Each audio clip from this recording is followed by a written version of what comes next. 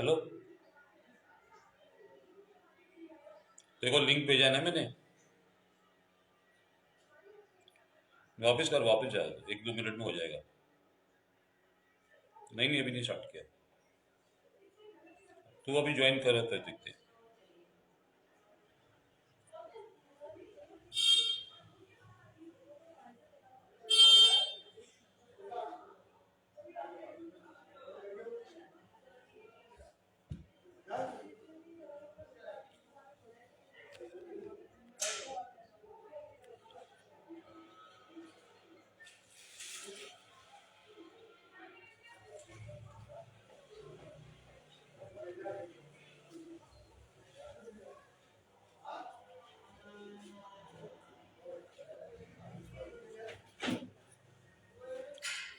मेरे फोन की बैटरी कम। Good evening चिराग। हाँ, इसकी बैटरी का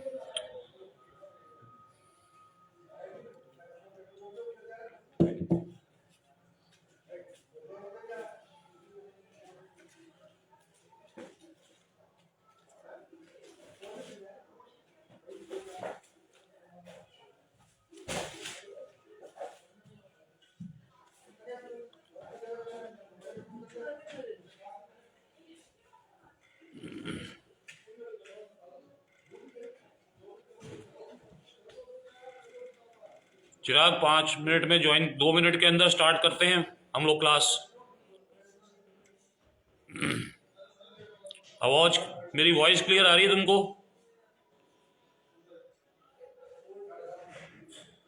वॉइस क्लियर है?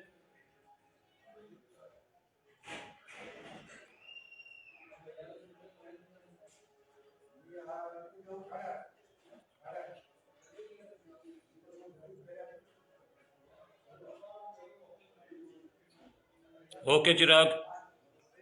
बोर्ड दिख रहा है? बोर्ड।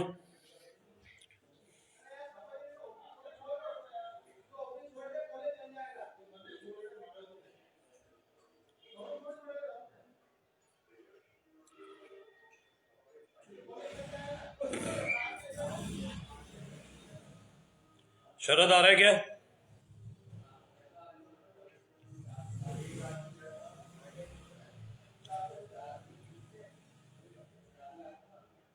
शरद ज्वाइन करेगा? शरद,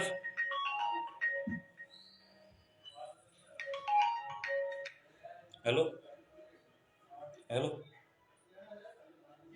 हैं? हाँ वो तो कोई बात नहीं, वो हाफ साइड ही आएगा बोर्ड, एक्चुअली बहुत बड़ा बोर्ड है वो। हाँ। शरद आ रहा है क्या? हैं? ठीक है ठीक है। हाँ।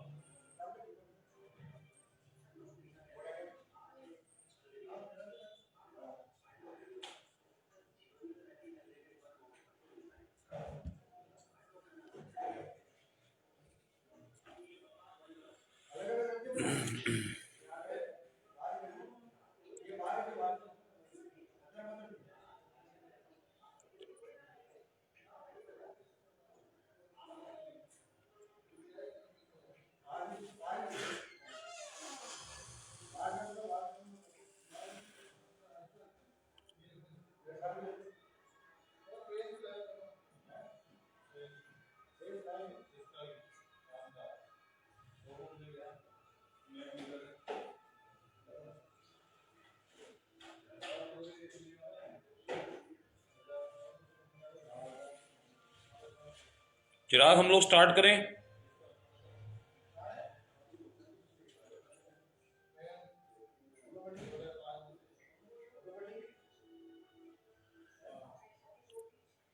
हाँ चिराग।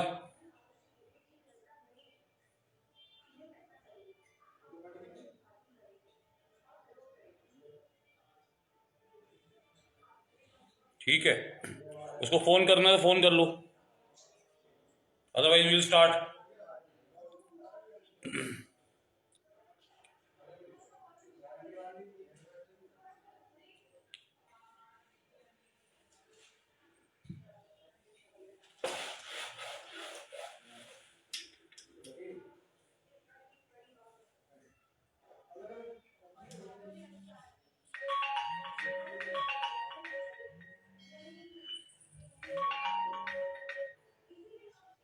हेलो, हैं? मुझे नहीं पता क्यों नहीं चल रही है वो यहाँ पर। हाँ हाँ,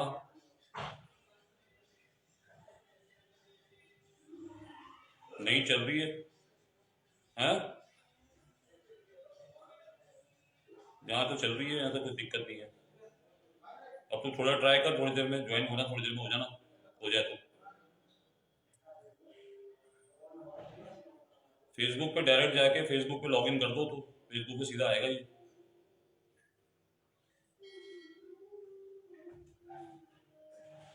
हाँ, हो सकता है, ऐसे पॉसिबल है। ठीक है। हाँ,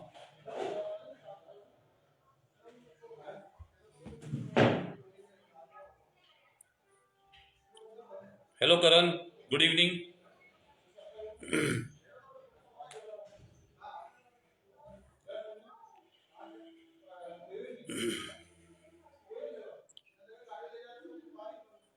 शरद, गुड इवनिंग।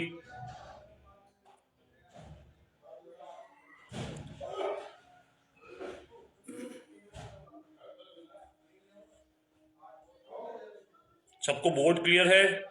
वॉइस क्लियर है मेरी?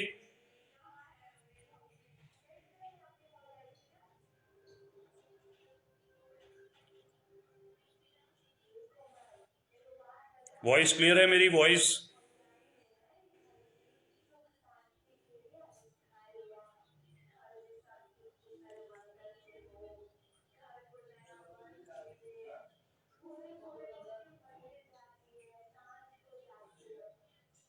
ओके कनक,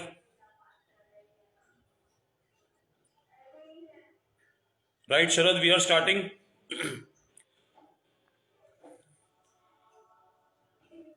ठीक है, aggregate supply, aggregate demand, income determination की अगर हम बात करें तो ये बहुत ही इंपॉर्टेंट चैप्टर है CBSE board point of view से।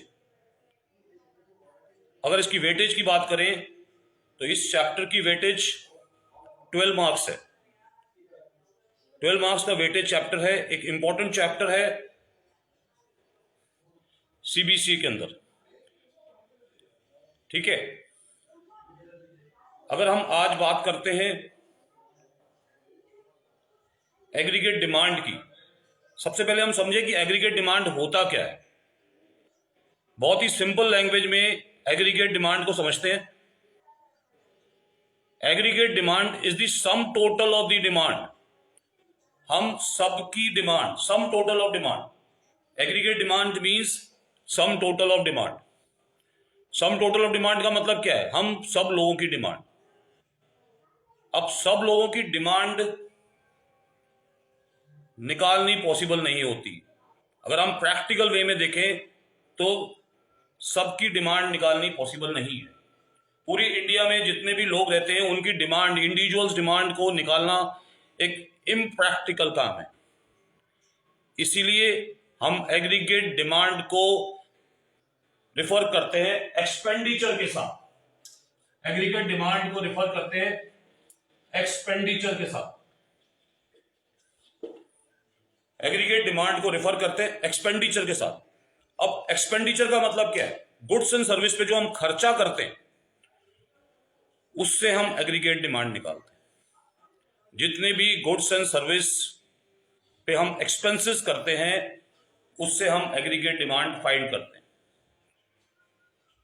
वापिस एक बार समझो, एग्रीगेट डिमांड का मतलब होता है सम टोटल ऑफ डिमांड, पूरी देश की डिमांड, क्योंकि मैक्रो इकोनॉमिक्स है। और मैक्रो क्या मतलब? कंट्री एज अ होल की बात कर रहे हैं। जब हम कंट्री एज अ होल की बात करेंगे तो सबकी डिमांड निकालना नेक्स्ट टू इम्पॉसिबल चीज है। तो अगर इम्पॉसिबल है तो कैसे निकाला जाए? तो हम इसको रिफर करते हैं एक्सपेंडिचर से। मतलब जितने भी गुड्स एंड सर्विसेज पे हम एक्सपेंस करते हैं उससे हम एग्रीगेट डिमांड निकालते हैं। अगर हम थोड़ा सा नेशनल इनकम पे जाएं तो नेशनल इनकम में एक फॉर्मूला था, GDP MP equal to C plus I plus G plus X minus M.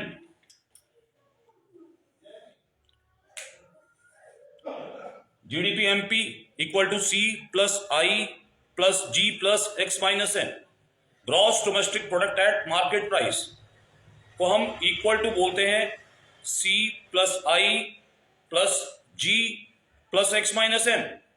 P क्या है? What is C?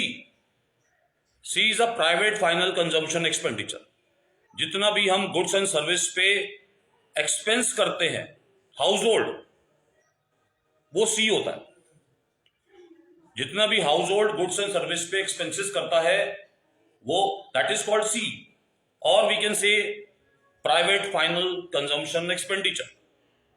Next is I is what? Investment expenditure, जो प्रोड्यूसर करता गुड्स एंड सर्विस पे, assets purchasing पे, land building plant and machinery पे जो खर्चा करता है, that is I। Next is G is a government expenditure. Government जो एक्सपेंस करती है that is government expenditure. X is export, M is import. तो अगर हम इन सबको कोलैबोरेट करते हैं तो GDP MP आता है। तो डिफरेंट फॉर्म में अगर हम समझें तो यही GDP MP एग्रीगेट डिमांड के इक्वल होता है। यही एग्रीगेट डिमांड के इक्वल होता है। Aggregate demand is equal to C plus I plus G plus X minus M। मैंने अभी क्या बोला? एग्रीगेट डिमांड हम टोटल एक्सपेंडिचर के बेस पे निकालते, टोटल एक्सपेंडिचर के बेस पे। अब एक्सपेंडिचर किस पे? गुड्स एंड सर्विसेज पे। अब गुड्स एंड सर्विस पे एक्सपेंडिचर कौन करता? हाउस होल्ड, हम लोग सारे। प्रोड्यूसर जो गुड्स एंड सर्विस बनाते हैं वो भी खर्चा करते हैं, government and rest to world. तो यही सारा एग्रीगेट डिमांड होती है। तो aggregate demand in 4 sector economy, ध्यान से समझो, aggregate demand in 4 sector economy is equal to C plus I plus G plus X minus M, that is aggregate demand. So aggregate demand is the sum total of expenditure incurred in producing goods and services. तो aggregate demand क्या हुआ? Sum total of expenditure on goods and services is aggregate demand. अब aggregate demand को 4 sector economy है। अब इसी को चीज को हम 2 सेक्टर में लिखें तो क्या होगा? AD equal to C plus I। 2 sector economy, aggregate demand is equal to C plus I is the aggregate demand. हमारे कोर्स कंटेंट में AD C plus I 2 sector economy हमारे कोर्स में, otherwise aggregate demand C plus I plus G plus X minus M होता। So in nutshell हम क्या बोला? Aggregate demand is equal to C plus I, that is consumption and investment. अगर इनका सम निकाल लेंगे तो दैट इज एग्रीगेट डिमांड। अगर हम इसकी टेबल की बात करते हैं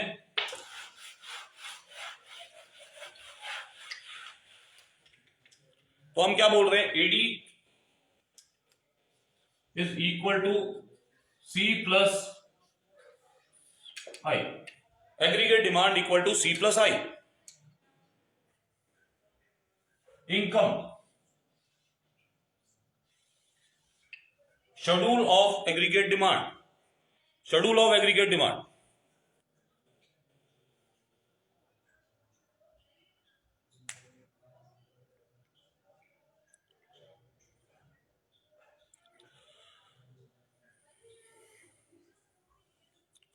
वो एग्रीगेट डिमांड की हम बात करें तो हम उसको इनिशियली स्टार्ट करते हैं किससे? इनकम से। सिंपल सी बात को समझो, अगर इनकम बढ़ेगी तो कंजम्पशन भी बढ़ेगी। इनकम अगर इंक्रीज होगी तो कंजम्पशन भी इंक्रीज होगी। कंजम्पशन कौन सी? गुड्स एंड सर्विसेज पे। जो गुड्स एंड सर्विसेज पे हम कंज्यूम करते हैं दैट इज कंजम्पशन। अब income, we can start the income from 0। अब यहां पर इनकम, कौन सी इनकम की बात कर रहा हूं मैं? अपने इनकम की बात नहीं कर रहा हूं, या मैं आप लोगों की इनकम की बात नहीं कर रहा हूं। यहां पर मैं नेशनल इनकम की बात कर रहा हूं। मैं किस इनकम की बात कर रहा हूं? नेशनल इनकम की बात कर। तो नेशनल इनकम को हम वाई से डिनोट कर रहे हैं।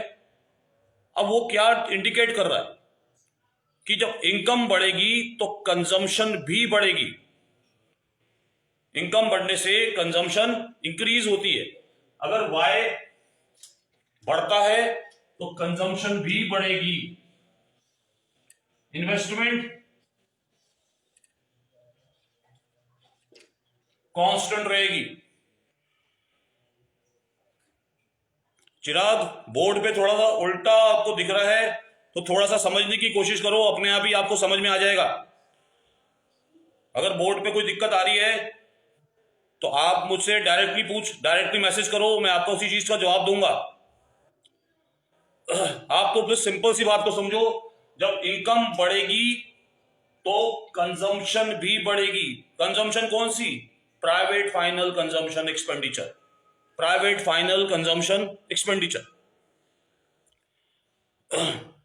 इन्वेस्टमेंट को हम इंड्यूस्ड इन्वेस्टमेंट, ऑटोनोमस इन्वेस्टमेंट एक कांस्टेंट लेवल पे इंक्रीज करती है और इंड्यूस्ड इन्वेस्टमेंट इंक्रीज होती। तो अगर मैं इनकम को बढ़ाऊंगा तो कंजम्पशन भी बढ़ेगी और इन्वेस्टमेंट वहां पर कांस्टेंट रहेगी। तो देखो, इनकम को मैंने 0 लिया, 10, 20, 30, 40, 50, 60। इनकम को मैंने एक कांस्टेंट रेट से इंक्रीज कर दिया। अगर आपको बोर्ड क्लियर नहीं है तो मैं आपको वैल्यूज बोल रहा हूं। इनकम 0, 10, 20, 30,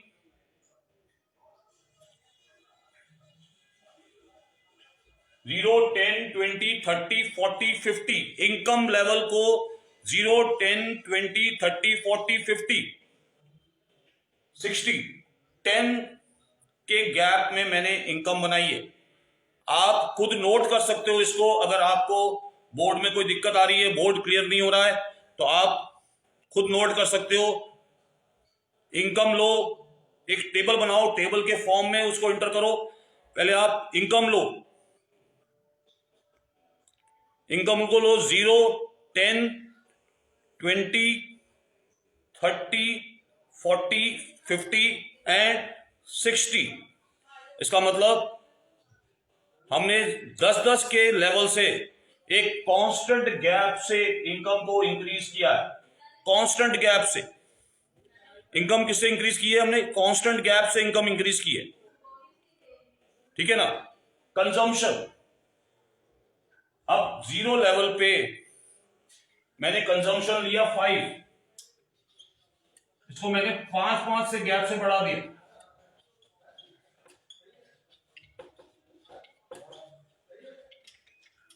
कंजम्पशन को मैंने 5-5 के गैप से इंक्रीज किया।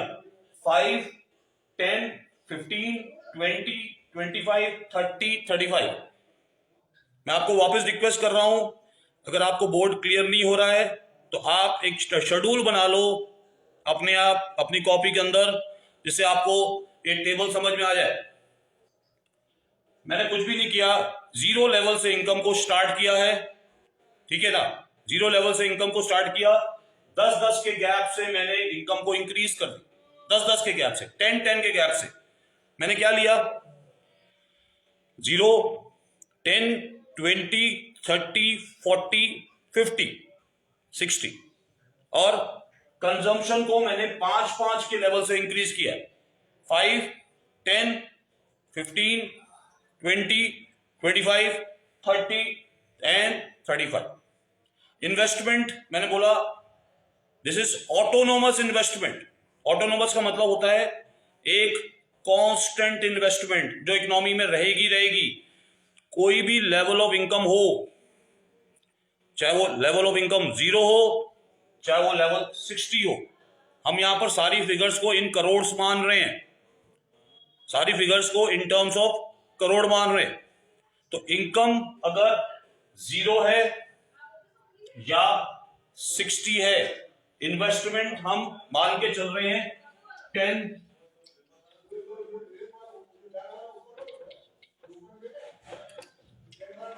10 कांस्टेंट। इन्वेस्टमेंट को हमने 10 कांस्टेंट माना है। This is autonomous investment. इसका मतलब क्या है? कोई भी लेवल ऑफ इनकम होगी, 10 की इन्वेस्टमेंट रहेगी ही रहेगी। 10 करोड़ की बात कर रहे हैं क्योंकि मैक्रो इकोनॉमिक्स है, हर चीज को इन टर्म्स ऑफ करोड़ देखनी है। तो चाहे वो लेवल ऑफ इनकम आपकी 5 करोड़ हो, सॉरी कोई इनकम नहीं हो तो भी इन्वेस्टमेंट 10 करोड़ की है। आपकी इनकम अगर 60 की है तो भी आपकी 10 करोड़ की इनकम 60 करोड़ की है, इन्वेस्टमेंट तब भी 10 करोड़ की है। सिंपल सा लॉजिक है। किसी भी लेवल ऑफ इकोनॉमी में, कोई भी लेवल ऑफ इकोनॉमी पे, कोई भी लेवल ऑफ इनकम पे investment will be remain same. जब इन्वेस्टमेंट कांस्टेंट होती है तो हम उसको ऑटोनोमस इन्वेस्टमेंट बोलते हैं। Autonomous investment is the investment which is done in the economy by the producer a constant level. But कई बार एक मिनिमम इन्वेस्टमेंट गवर्नमेंट भी करती है। अगर हम इन दोनों को जोड़ दें, मैंने क्या बताया था स्टार्टिंग में, aggregate demand equal to C plus I. Aggregate demand equal to C plus I. Aggregate demand किसके इक्वल है? सी प्लस आई के इक्वल। तो इन दोनों को प्लस कर देते हैं हम लोग। 5 + 10 15, 20, 25, 30, 35, 40 एंड 45। मैंने कुछ भी नहीं किया। एग्रीगेट डिमांड टेबल बहुत सिंपल फॉर्म में बनाई है, आप उसको समझो। इनकम मैंने 10-10 के गैप से इंक्रीज कर दी। 0, 10, 20, 30, 40, 50 एंड 60। और कंजम्पशन मैंने 5-5 के गैप से लिए। 5, 10, 15, 20, 25, 30, 35। ऑटोनोमस इन्वेस्टमेंट को मैंने एक कांस्टेंट इन्वेस्टमेंट माना, that is a constant investment, that's it 10। अब इन दोनों को प्लस कर दिया तो C plus I equal to aggregate demand. अब अगर आप ध्यान से देखो तो जब इनकम बढ़ेगी तो एग्रीगेट डिमांड भी इंक्रीज होगी। इनकम बढ़ेगी तो एग्रीगेट डिमांड भी बढ़ेगी। इनकम 0 पे, कंजम्पशन आप देखो 5 है। अब बात आती है यहां पर कि जब इनकम ही नहीं है तो किस चीज की कंजम्पशन कर रहे हैं? This is a minimum level of consumption in the economy. Economy में इनकम चाहे 0 हो चाहे 5 हो, वो constant he minimum level of investment रहेगी। हाँ शरद, क्या कह रहे हो? यस शरद, अगर इन्वेस्टमेंट कांस्टेंट है तो हम उसको ऑटोनोमस इन्वेस्टमेंट कहते हैं। अगर कोई भी इन्वेस्टमेंट इकोनॉमी में कांस्टेंट रहती है उसको हम ऑटोनोमस इन्वेस्टमेंट बोलते हैं। ऑटोनोमस इन्वेस्टमेंट एक कांस्टेंट लेवल ऑफ इन्वेस्टमेंट होती है जो गवर्नमेंट करती है। किसी भी लेवल ऑफ इनकम पे इन्वेस्टमेंट जो गवर्नमेंट करेगी, एक मिनिमम लेवल पे इन्वेस्टमेंट करेगी ही करेगी, चाहे बूम हो चाहे रिसेशन। अब बूम का क्या मतलब होता है? तेजी। रिसेशन मींस मंदी। मतलब इकोनॉमी में अगर रिसेशन है या बूम है, तेजी है या मंदी है, तो भी एक minimum level of investment government करके चले। प्राइवेट सेक्टर सिचुएशन के हिसाब से इन्वेस्टमेंट करता है। प्राइवेट सेक्टर को लगता है मार्केट में इन्वेस्टमेंट करने की जरूरत है तो वो इन्वेस्टमेंट करेगा, वो इन्वेस्टमेंट को इंक्रीज करेगा। अगर उसको लगता है मार्केट में काम नहीं है, मार्केट में रिसेशन है, तो वो इन्वेस्टमेंट को कम कर देगा। तो that is a induced investment in the economy, उसको हम इंड्यूस्ड इन्वेस्टमेंट बोलते हैं।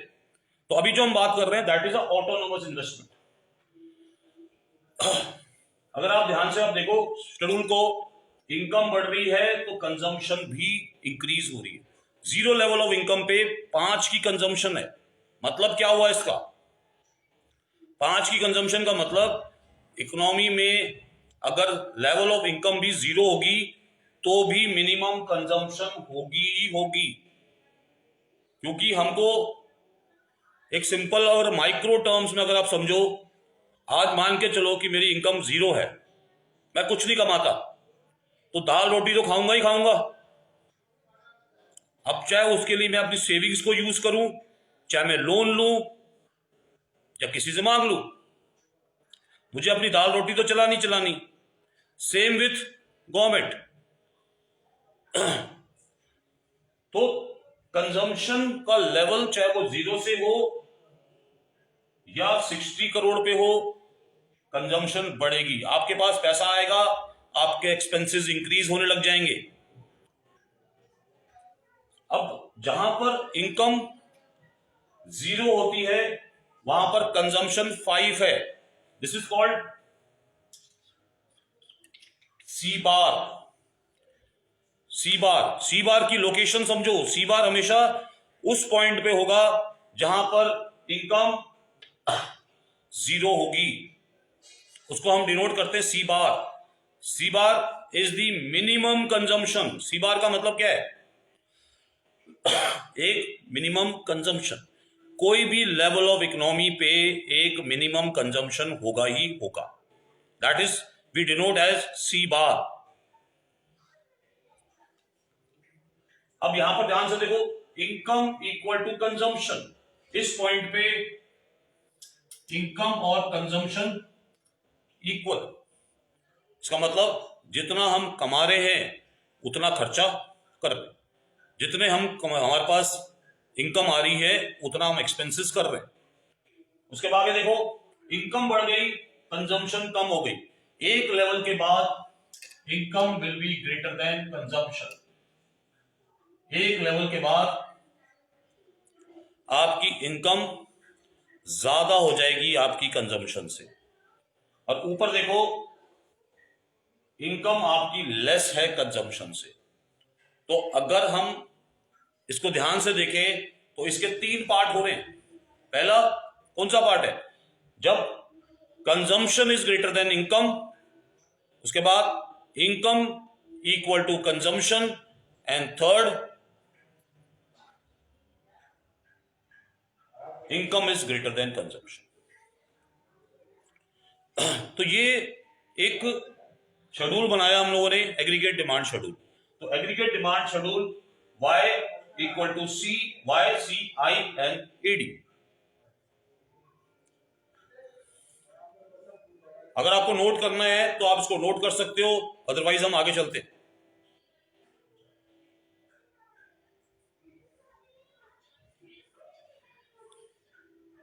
कुछ चीज पूछनी हो you can ask, otherwise will move forward. कोई कंफ्यूजन हो तो आप आस्क कर सकते हो भी।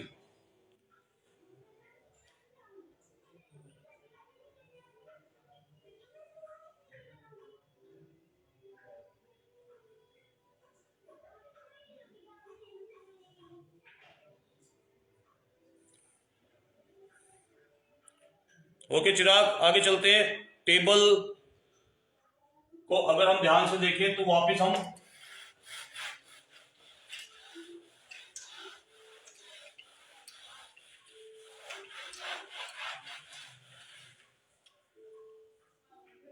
एडी डायग्राम अगर हम बनाते हैं,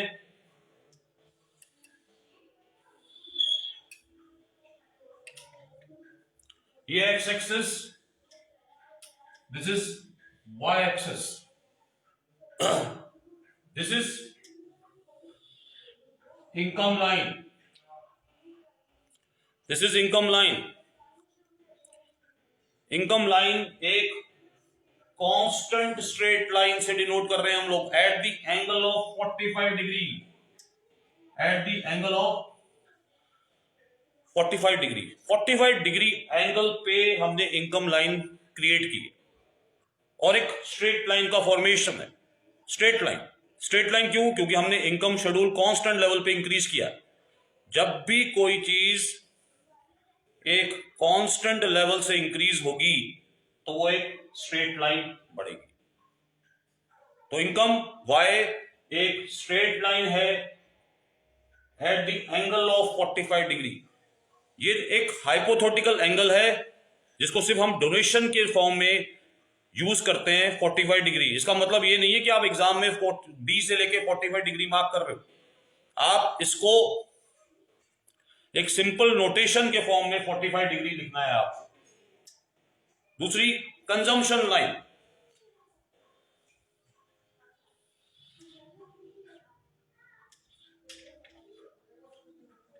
कंजम्पशन लाइन को देखो तो it start from above the origin. Consumption line start above the origin, that is O C bar. वापिस ध्यान से समझो, consumption line start from above the origin, origin के ऊपर से स्टार्ट होगी। ये ओरिजिन के ऊपर से स्टार्ट होती है, that is O C bar. C बार आपको पता ही है, मैंने आपको बताया C bar is the minimum consumption. इतनी लेवल ऑफ कंजम्पशन इकोनॉमी में होगी चाहे इनकम जीरो भी हो।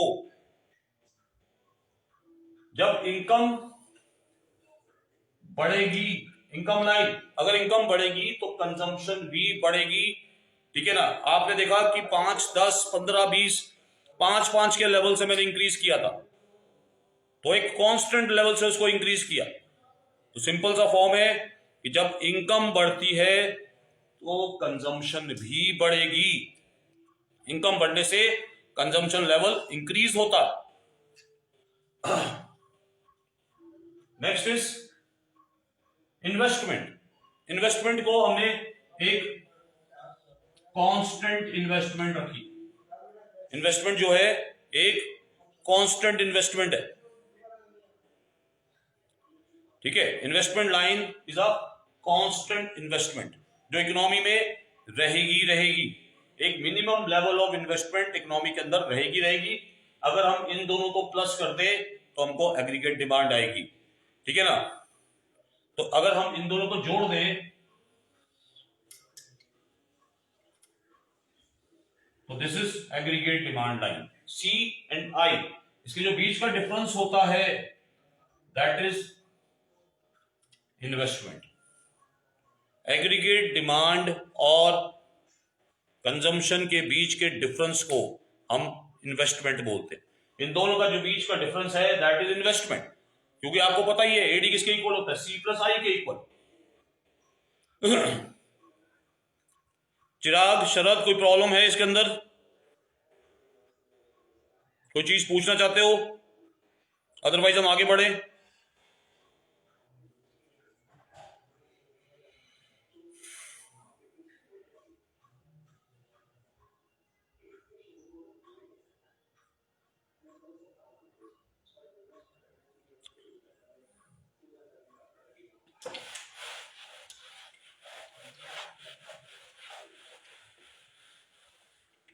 तो ये था एग्रीगेट डिमांड, ये था एग्रीगेट डिमांड। अब हम बात करेंगे कंजम्पशन की। Consumption, C is consumption.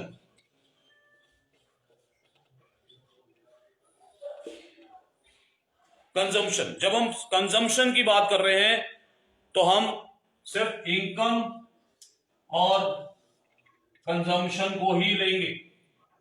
जब हम कंजम्पशन की बात कर रहे हैं तो इनकम और कंजम्पशन को भी लेंगे। शरद, ग्राफ की अगर हम बात करें तो मैंने आपको क्या बनाया था, वापस एक बार देखो आप ध्यान से।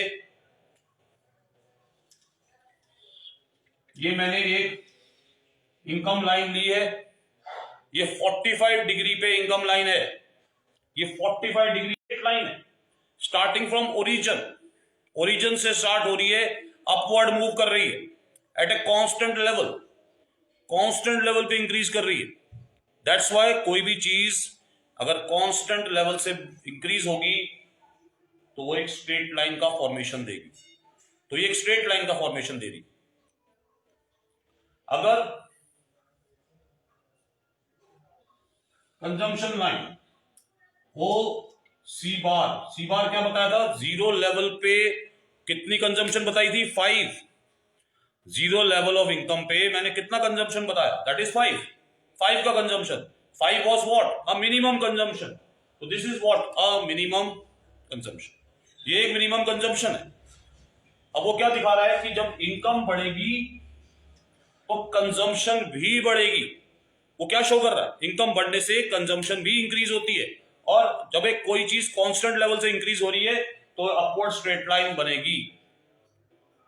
इन्वेस्टमेंट जो है दैट इज कांस्टेंट, 10 पे कांस्टेंट थी, तो मैंने इसको मान लिया कि ये 10 पे एक कांस्टेंट लाइन है, that is investment. Investment is what? Constant. अगर हम इन दोनों को जोड़ेंगे तो that is what? Aggregate demand. तो एग्रीगेट डिमांड इनको प्लस कर दो तो दैट इज एग्रीगेट डिमांड। शरद कुछ कंफ्यूजन है तो वापस पूछो मुझसे।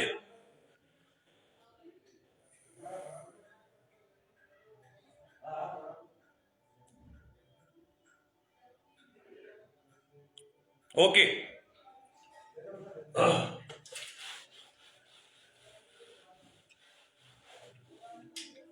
Next is consumption. Consumption income के साथ जुड़ता है, इनका डायरेक्ट रिलेशनशिप होता है। मतलब जब इनकम बढ़ती है तो कंजम्पशन बढ़ती है, इनकम कम होगी तो कंजम्पशन कम होगी। आपका सिंपल से आप अपने ऊपर लेके देखो कि अगर आपकी इनकम बढ़ती है, आपकी पॉकेट मनी बढ़ गई तो क्या होगा? आपके खर्चे इंक्रीज होंगे। आपकी पॉकेट मनी बढ़ेगी तो आपके खर्चे इंक्रीज होंगे।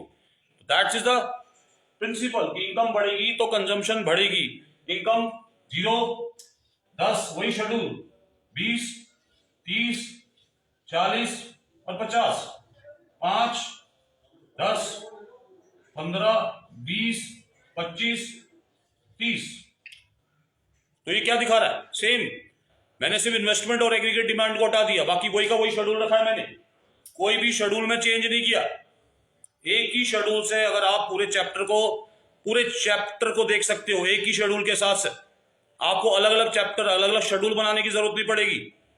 एक जो फर्स्ट शेड्यूल हमने किया है उसी को ध्यान से देखो। तो दूसरा हमने इसमें क्या किया? इन्वेस्टमेंट को हटा दिया और एग्रीगेट डिमांड को हटा दिया, तो कंजम्पशन का शेड्यूल बन गया, इनकम और कंजम्पशन का।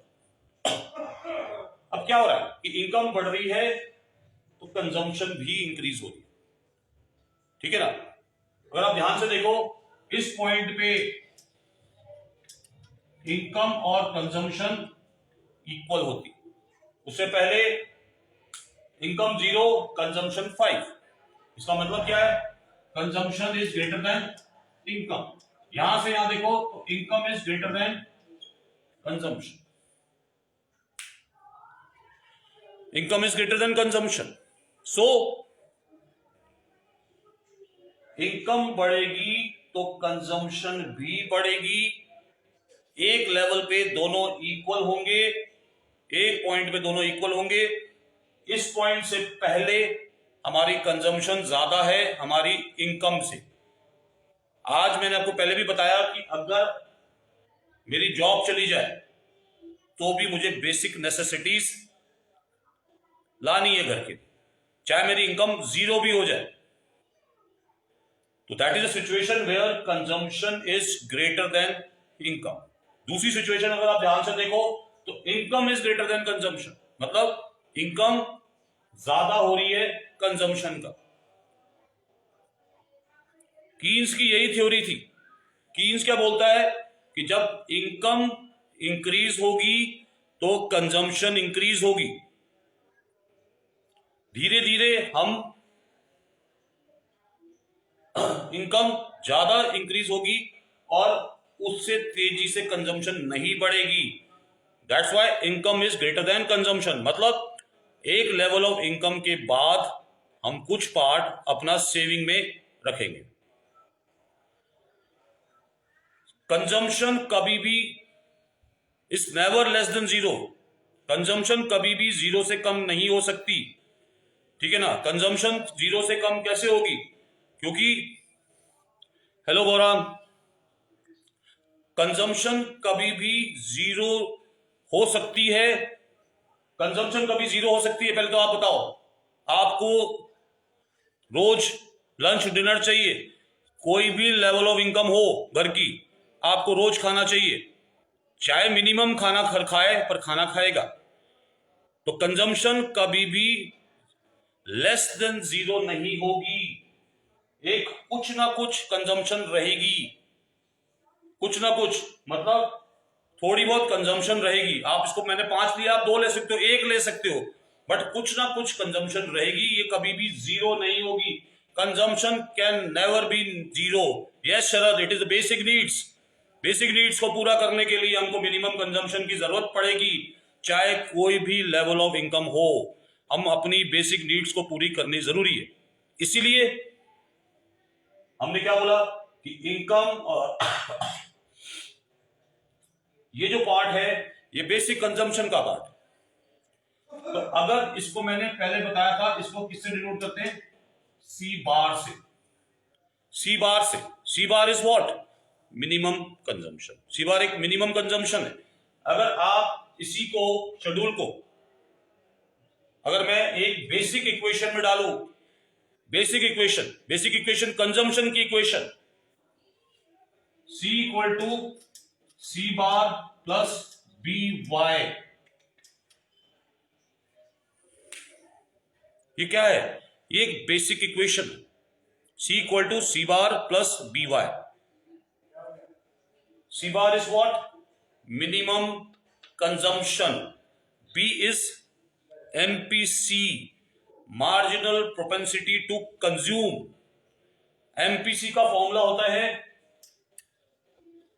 Delta C upon delta Y, change in consumption to the change in income.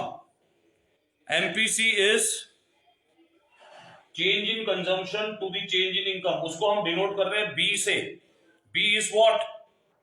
MPC, marginal propensity to consume. अब मार्जिनल प्रोपेंसिटी टू कंज्यूम होता क्या है? It is the ratio between change in consume. ये एक ratio है consumption और income का, इन दोनों का रेशियो, उसको हम एमपीसी बोलते हैं। अज्यूम करते हैं कि एमपीसी इज 0.50। मैं अज्यूम कर रहा हूं कि एमपीसी कितना है? 0.50। एमपीसी को मैं अज्यूम कर रहा हूं, इट इज व्हाट? 0.50। अब इसका मतलब 0.50 का मतलब क्या है? इसका मतलब यह है कि 50% of the income is spent on consumption. हम अपनी इनकम का 50% कंजम्पशन पे यूज कर रहे हैं और 50% हम सेविंग्स में यूज कर रहे हैं। अपनी इनकम का 50% कंजम्पशन पे और 50% हम सेविंग में इसका यूज कर रहे हैं। That is 0.50। 0.50 का सिंपल सा मतलब होता है कि कंजम्पशन, इनकम का, अपनी जो भी इनकम है, सपोज मैं इनकम का 10,000 कमाता हूं तो 5,000 मेरी कंजम्पशन होगी और 5,000 मेरी सेविंग होगी। That is 0.50। अगर मैं बोलूं कंजम्पशन एमपीसी इज 0.40, एमपीसी अभी चिराग में एमपीसी को निकाल नहीं रहा हूं, मैं एमपीसी निकालना बताऊंगा अभी तो मैं सिर्फ एक अजम्पशन ले रहा हूं कि एमपीसी इज 0.50। अभी सब एक बेसिक अजम्पशन ले रहा हूं, मैं अज्यूम कर रहा हूं कि एमपीसी इज 0.50। हम इसको अभी कैलकुलेट करेंगे थोड़ी देर में इसको कैलकुलेट करेंगे। अभी तो एक बेसिक अजम्पशन ले रहा हूं कि एमपीसी इज 0.50। इसका मतलब क्या है कि 50% of the income is spent on consumption. हम अपनी इनकम का 50% कंजम्पशन पे स्पेंड कर रहे हैं। अगर मैं इसको कोई भी लेवल ऑफ इनकम में डालूं, सपोज आप मान के चलो 20, इनकम इज 20, तो सी इक्वल टू सी बार कितना है यहां पर? 5। सी बार कितना है? 5 है, तो 5 डाल दिया, प्लस बी कितना है? 0.550, 0.50 इंटू वाई क्या है? इनकम कितनी है यहां पर? वापस एक बार क्लियर लिखता हूं,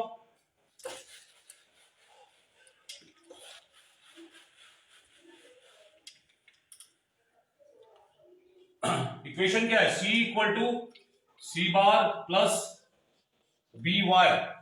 सी bar is what? Minimum consumption. Minimum consumption क्या है यहां? 5। बी मैंने अज्यूम किया 0.50 इंटू इनकम। इनकम मान के चलते हैं कि हमको इस लेवल पे कंजम्पशन निकालनी है 30 पे, तो multiply by 30।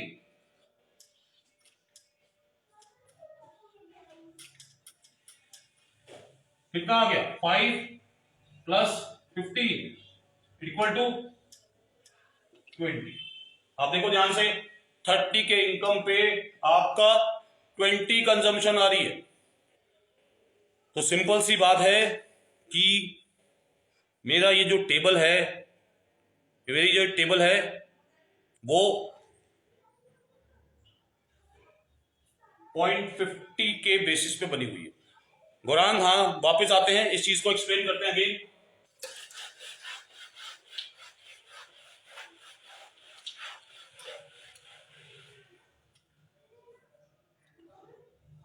Mathematical equation to find consumption is what? C equal to C bar plus BY। मैंने मैथमेटिकल इक्वेशन बनाई कंजम्पशन की, कि कंजम्पशन को कैसे फाइंड करेंगे। तो consumption equal to C bar plus B Y, एक मैथमेटिकल इक्वेशन बनाई टू फाइंड कंजम्पशन।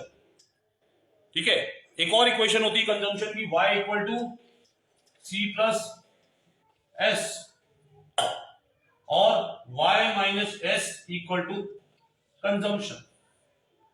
इनकम में से सेविंग माइनस कर दो तो आपकी कंजम्पशन आ जाएगी। बट हम अभी इस पे कंसेंट्रेट कर रहे हैं, C equal to C bar plus B Y, C equal to C bar plus B Y. तो सी बार यहां पर हमने जो क्वेश्चन में अभी शेड्यूल में क्या लिया था, सी बार को 5 लिया था। एमपीसी का मतलब क्या है? MPC is what? Change in consumption to the change in income. मतलब कंजम्पशन में कितना चेंज आया और इनकम में कितना चेंज आया। गौरांग, अभी हम इसको एक टेबल के फॉर्म में समझेंगे तो आपको और क्लियर हो जाएगा। एमपीसी, अभी बेसिक अजम्पशन ले रहे हैं एमपीसी की। एमपीसी का फॉर्मूला क्या है? Delta C upon delta Y. मतलब it is the ratio between change in consumption to the change in income. Consumption और इनकम में जो चेंज आ रहा है दैट इज एमपीसी, उसको हम एमपीसी कहते हैं। ठीक है, अब एमपीसी को हम अज्यूम कर रहे हैं 0.50, एक अजम्पशन सेक पे। तो हमने सी बार को क्या लिया था? 5 लिया था शेड्यूल में।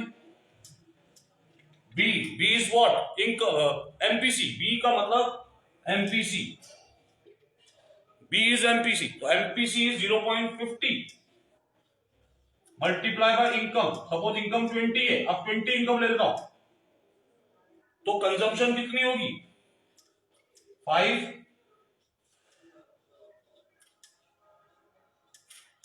Plus 10 equal to 50।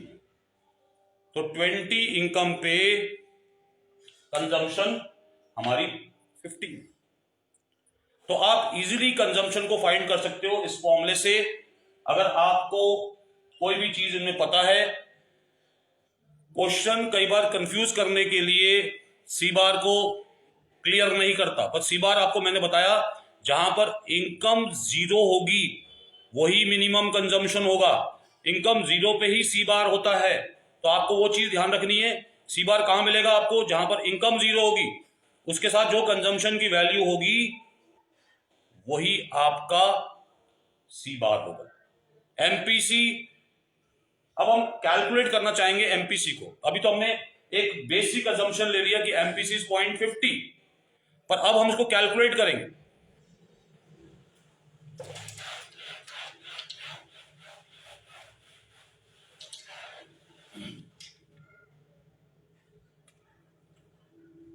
वही टेबल ले रहा हूं, y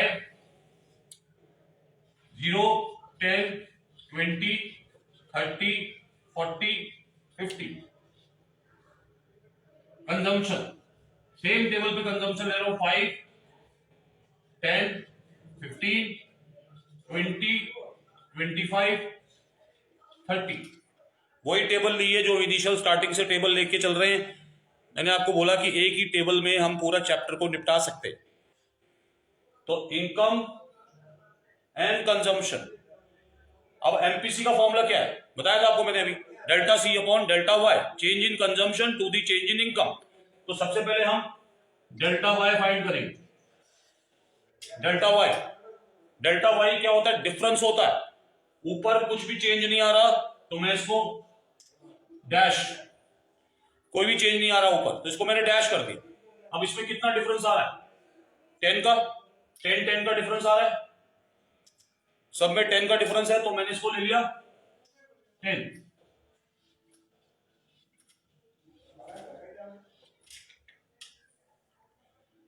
ऊपर कुछ भी चेंज नहीं आ रहा तो मैंने इसको डैश ले लिया।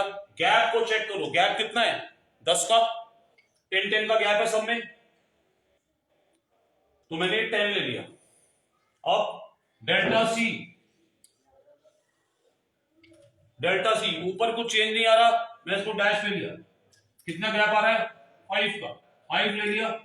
सब में गैप कितना है? 5। अब एमपीसी का फॉर्मूला क्या होता है? Delta C upon delta Y. MPC equal to delta C upon delta Y, change in consumption to the change in income. तो ऊपर कुछ भी चेंज नहीं है। अब क्या होगा? 5 डिवाइडेड बाय 10, 5 डिवाइडेड बाय 10 0.5, ये भी 0.5, 0.5, 0.5, 0.5। सिंपलिसिटी के लिए इसको मैंने 0.50 कर दिया। इसका सिंपल सा मतलब होता है कि मैंने अपनी इनकम का 50% कंजम्पशन पे खर्चा किया। एग्जाम पॉइंट ऑफ व्यू से हम बाद में बात करेंगे, एग्जाम पॉइंट ऑफ व्यू से किस टाइप के क्वेश्चन आते हैं। जैसे हमने टॉपिक किया एग्रीगेट डिमांड कट क्या होती है, एग्रीगेट, उसका शेड्यूल किया, कंजम्पशन किया, कंजम्पशन का शेड्यूल किया, मैथमेटिकली फॉर्मूले में हमने इसको पुट किया। ठीक है ना। एग्जाम पॉइंट ऑफ व्यू से हम बाद में इस चीज को लिए डिस्कस कर सकते हैं कि कौन सा इंपॉर्टेंट क्वेश्चन हो सकता है बोर्ड पॉइंट ऑफ व्यू से। ठीक है ना, वो हम बाद में डिस्कस करेंगे कि कौन सा चीज कौन सी कहां पर इंपॉर्टेंट है। पहले इंपॉर्टेंट है कंसेप्ट समझना। जब तक हमको कंसेप्ट समझ नहीं आएगा हम कोई भी क्वेश्चन अटेंड नहीं कर सकते।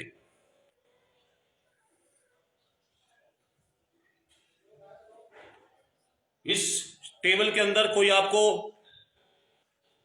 प्रॉब्लम है?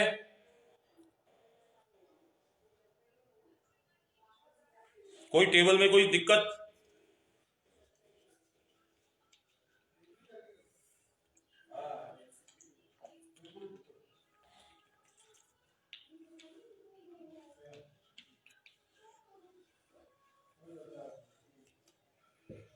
ओके, आगे चलते हैं हम लोग।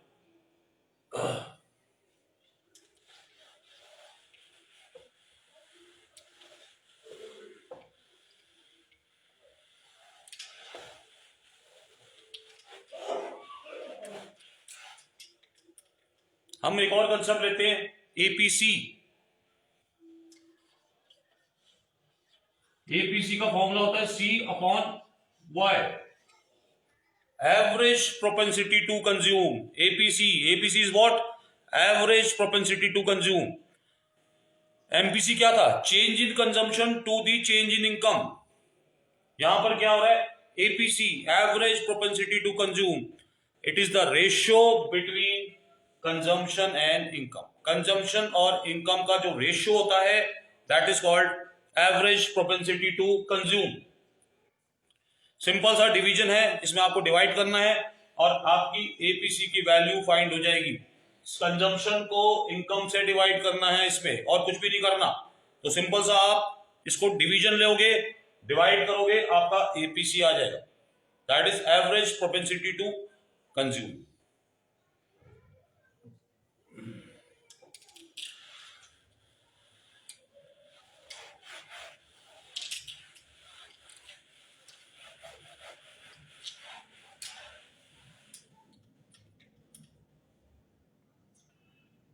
नेक्स्ट हम बात कर रहे हैं, अभी तक हमने बात क्या की, एग्रीगेट डिमांड की टेबल, कंजम्पशन फंक्शन.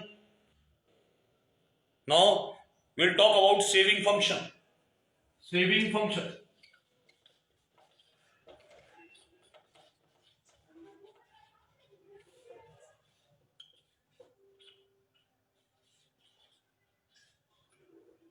इनकम और सेविंग के बीच के जो रिलेशन है, इनकम और सेविंग के जो बीच के रिलेशन होते हैं उसको हम सेविंग फंक्शन बोलते हैं.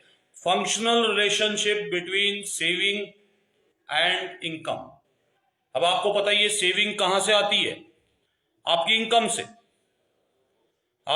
से. तो वापस वही टेबल बना रहा हूं मैं जो हम स्टार्टिंग से डिस्कस करते आ रहे हैं. इनकम 0, 10, 20, 30, 40, 50. कंजम्पशन 5, 10, 15, 20, 25, 30. वही टेबल बनाई है मैंने, कोई नई चीज नहीं करी. एक ही टेबल को याद करो, पूरा चैप्टर हो जाएगा आपका. एक ही टेबल याद भी क्या करनी है आपको, मैंने एक प्रिंसिपल बताया है, उस प्रिंसिपल पे चलना है आपको. Saving equal to what, income minus consumption.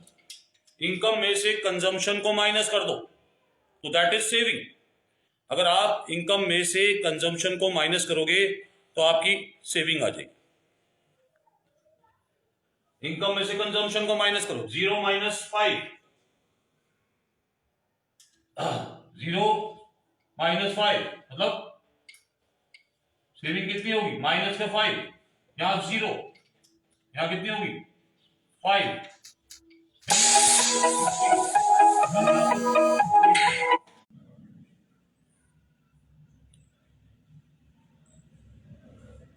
यहां पर 20. मैंने कुछ भी नहीं किया, इनकम में से कंजम्पशन को माइनस कर दी तो हमारा क्या आ गया, सेविंग. सेविंग देखो नेगेटिव से स्टार्ट हो रही है, सेविंग नेगेटिव से स्टार्ट हो रही है, -5 से. तो इसको मैं क्या बोलता हूं, माइनस का सी बार. ये क्या था, सी बार था, दिस इज माइनस सी बार. अगर हम डायग्राम समझे सेविंग का, तो सेविंग कहां से स्टार्ट हो रही है, नेगेटिव से, मतलब नीचे से. तो यहां से इसकी सेविंग्स की शुरुआत करी. अब देखो इनकम बढ़ रही है तो सेविंग भी साथ साथ इंक्रीज होती जा रही है. इनकम अगर बढ़ेगी तो सेविंग भी इंक्रीज होगी. इनकम बढ़ने से सेविंग्स इंक्रीज हो रही है. तो ये जो पॉइंट है यहां पर इंटरसेक्शन दे रहा है कर्व, यहां पर सेविंग 0 होती है, सेविंग इक्वल टू 0. यहां पर क्या होगी, positive saving. This is what, sorry, negative saving. ये जो अंदर का बंद ट्रायंगल दिख रहा है आपको, दिस इज नेगेटिव सेविंग. और अपवर्ड ऊपर पॉजिटिव सेविंग, ये एक पॉजिटिव सेविंग है.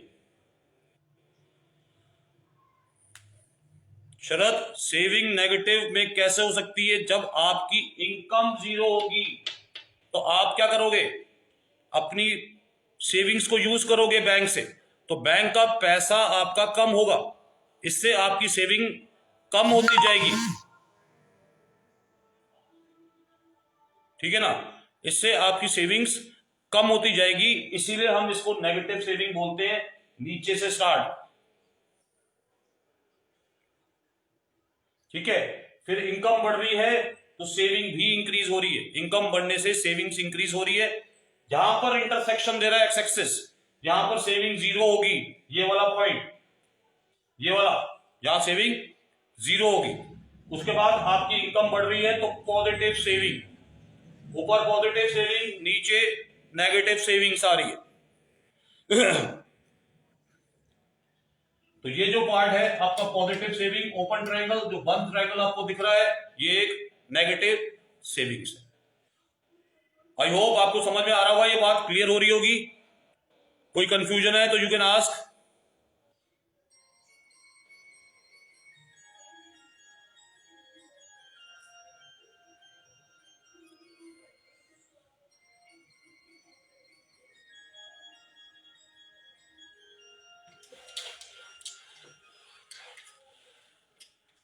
अब मैथमेटिकली इसको भी एक फॉर्मूले से डिनोट करते हैं, S equal to minus C बार। ध्यान से समझो फॉर्मूले को, जिससे मैंने आपको बताया था C equal to C bar plus B Y. Mathematically वैसे सेविंग इक्वेशन भी बनती है S equal to minus C bar plus 1 minus b into Y. 1 minus b into Y. C bar क्या था? माइनस सी बार माइनस का 5, मैंने डाल दिया -5 प्लस 1 माइनस बी। बी वही सेम ले रहे हैं, MPC. B is what? MPC 0.5। तो 0.5 मल्टीप्लाई बाय इनकम, कोई भी ले लो आप, 20 ले लेते हैं हम लोग, मल्टीप्लाई बाय 20। तो ये कितना हो गया? -5 प्लस 0.5 इंटू 20।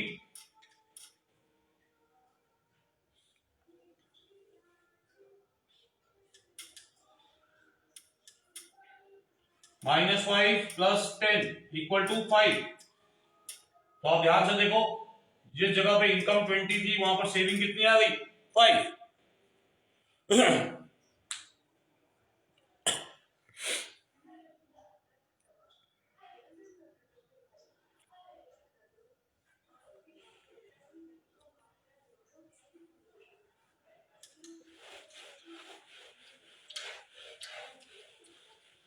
अब हम दूसरी बात करेंगे एपीएस की। एपीएस क्या होता है? S upon Y. जैसे एपीसी होता है C अपॉन वाई, वैसे APS is what? Saving divided by income. Saving को अगर हम इनकम से डिवाइड कर देंगे तो हमारा एपीएस आ जाएगा। बहुत simple, saving divided by income. Saving को अगर आप इनकम से डिवाइड करोगे, सेविंग को इनकम से डिवाइड करोगे तो आपका एपीएस आएगा। वहां पर हम क्या कर रहे थे? एपीसी। तो एपीसी क्या था? C अपॉन वाई, और एपीएस क्या है? S upon Y. वैसे ही MPC marginal propensity to save. Marginal propensity to save MPS, इसका फॉर्मूला क्या था? Delta S upon delta Y. MPC क्या था? अगर हम एमपीसी की बात करें तो एमपीसी क्या थे? MPC is what? Delta C upon delta Y. तो एमपीएस क्या हो गया? Delta S upon delta Y. तो हमको सबसे पहले यहां पर डेल्टा एस निकालना पड़ेगा। Change in saving, delta S. ऊपर कुछ भी चेंज नहीं हो रहा, ठीक है, तो हम डैश। अब कितना चेंज हो रहा है यहां पर? 5 का 5 का चेंज हो रहा है सब में, सेविंग्स में। तो हमने 5 का चेंज ले लिया यहां पर। और डेल्टा वाई क्या है? इनकम में चेंज। इनकम में चेंज कितना हो रहा है? 10 का।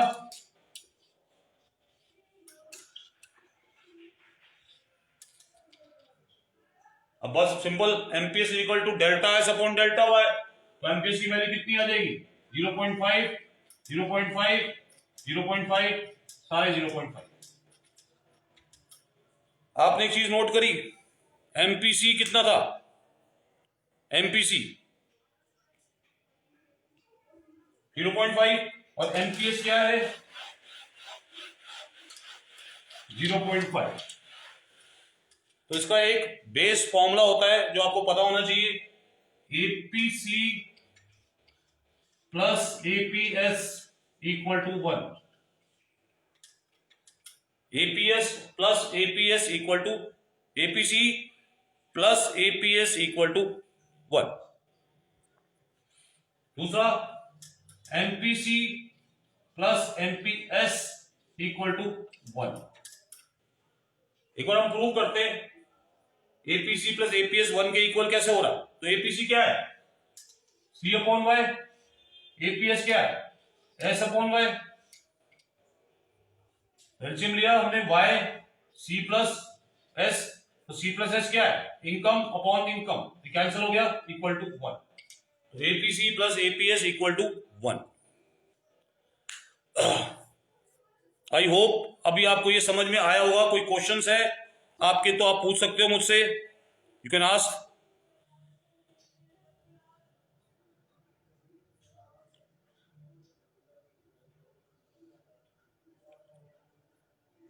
अगर कोई क्वेश्चंस है आपके तो यू कैन आस्क।